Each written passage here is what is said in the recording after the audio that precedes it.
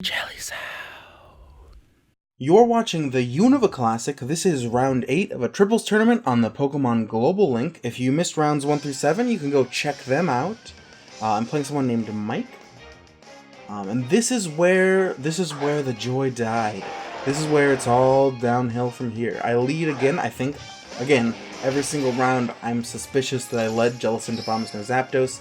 It's what I thought about for this team. And it didn't really matter what I was up against because the goal is to toss out the hail and then start tossing out blizzards. So Mr. Mime's gonna go toss in a fake out here. This is a good team that represents a lot of what Gen 5 was all about, and it's a good triples team as well because we've got a lot of things that have wide guard. So he's gonna go ahead and Boom Burst. Boom Burst his own Conkeldurr, knocks it out. I'm not sure what his plan was there. Maybe he saw that I've got a lot of things that Boom Burst would definitely do a lot of damage to. But yeah, he hits me with everything with that Boom Burst. I love Exploud. Exploud is one of my favorite Pokemon to use. Boom Burst is a stabbed move that he can have that's a sound move, so Mr. Mime, being soundproof, does dodge that. But, let's see, we saw a fake out from Mr. Mime. Boom Burst from Exploud. Jellicent goes for the Scald. Yeah, it's been a weird turn. Everybody's a little low. He knocked out his own Conkeldurr. Not a recommended thing that I would normally, not a move I would normally recommend. He's gonna toss in a Gengar here, and he's gonna switch out Exploud, the burned Exploud, which is low. He's gonna send in Togekiss. So now I'm facing a Gengar, Togekiss, Mr. Mime. And I'm not 100% sure what to expect. I decided to protect my Abomasnow in case I need him for something later. He's going to go for the Wide Guard with his Mr. Mime. And then Shadow Ball my Jellicent, which is definitely going to pick up the knockout. Gengar is really strong. Jellicent not strong enough to withstand a Shadow Ball from a Gengar at half.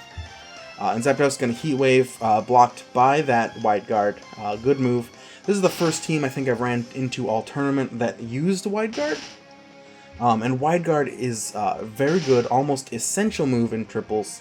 You'll notice I don't have it. I wasn't taking this tournament too seriously. I sort of tossed some Pokemon together, took a team that I'd normally played with for doubles. Decided to see just how I did, and I made it through 7 rounds victorious without fighting Wide Guard type Pokemon. So I would say, you know, that's pretty good. He's gonna have a Landorus out.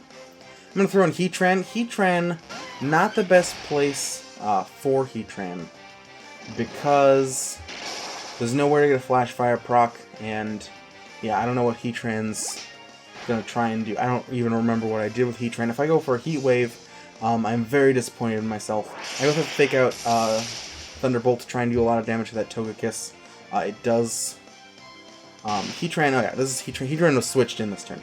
So Heatran is about to do... I don't know. I don't remember what I did with Heatran, and I'm really nervous that I might have used Heat Wave.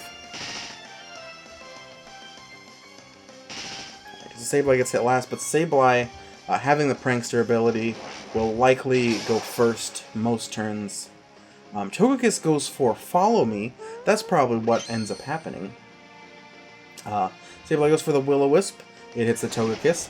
Very uselessly. The Will-O-Wisp should have gone to hit the Landorus. Heatran going for an Overheat, probably on either of those targets.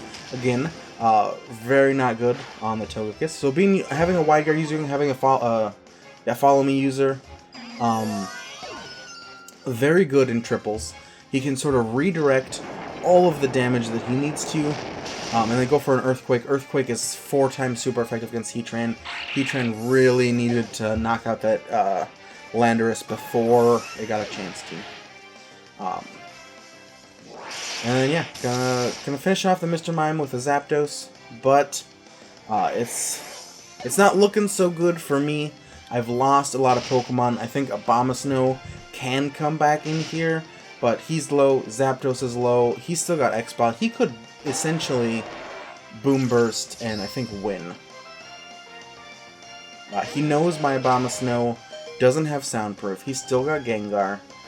His Exploud, though, I believe is Scrappy, because it did hit my Jellicent. So, he can't Boom Burst without knocking out his Gengar. So my Garchomp is gonna protect. Abomasnow is gonna protect. I don't know what I want. I want the Exploud to tick out from Burn and Hail. And I also just want to know what he's going to do.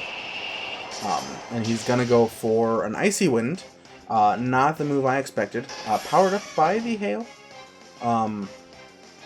Or just, Icy Wind in the Hail. Gonna knock out my Zapdos before it has a chance to do anything. Not great for me. Exploud. Gonna get ticked out, though. So that's... No, not gonna tick out, because the Hail ends right there.